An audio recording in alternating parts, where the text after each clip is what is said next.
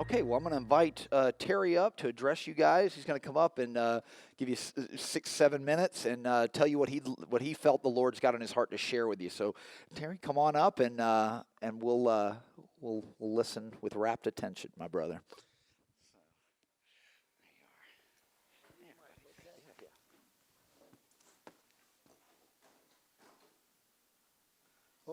Good morning. I really hadn't thought much about presenting this. I just heard what we heard a couple of weeks ago about what is it that we've learned in life if you're over 60. What is it that you've learned that you can pass on to others? And I sat down and just started thinking about this. It didn't take long to come up with 10 things, and I'll run through them rather fast so you don't get too bored with it. But the first thing was to seek the truth about the Lord. Started early in life and started reading things that I thought were true, and the Bible being the most critical material to read, and start guiding from that. Thinking and always thought that the truth will set you free, the truth of the Bible and other literature that supports the Bible, and that gave it its own truth.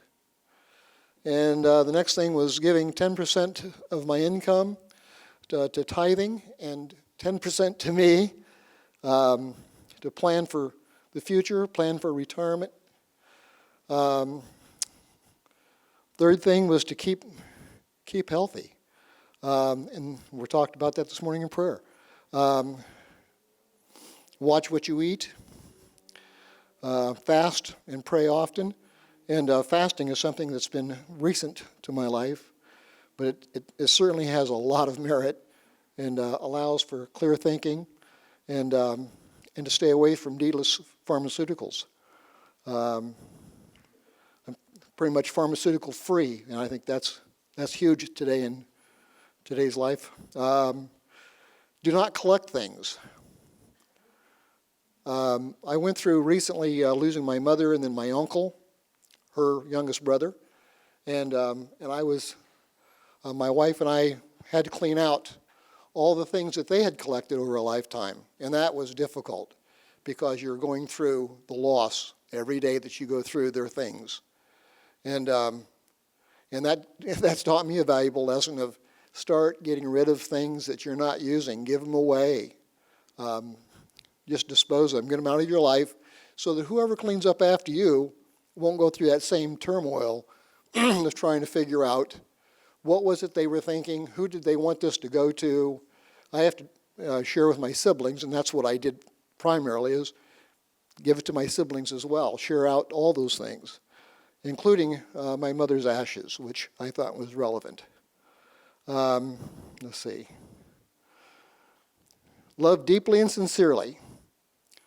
A marriage is certainly easier to repair than replacing it and going through all that turmoil. So if you have issues in your relationships, do what you can to get them fixed. Talk with someone, talk with friends, talk with each other. Communication is very important. The seventh thing, laugh often and laugh hard, because it seems that carries away a lot of the ilk of living life and living life with other people, living life around other people. Laugh at yourself. Don't take yourself quite so serious. That was 8. Stop whatever it is that you're doing once in a while. Look up. Look up to the sky. Look up in thought. Look up to where you want to go with your life. The eventual end is not here. So look where you're going. Don't stumble over your feet. Take care of the earth and its critters. In Genesis, it tells us that we need to pay attention to what we do. We will be judged on how we do it as far as taking care of the earth. And as I look around, we haven't done this so well. You know, there's more destruction in our path, in fact. And I fear where that's going to put a lot of people, especially when it comes to feeding yourself. It's a critical balance, and we need to pay more attention to how we treat the earth. That's my 10 items. Thank you.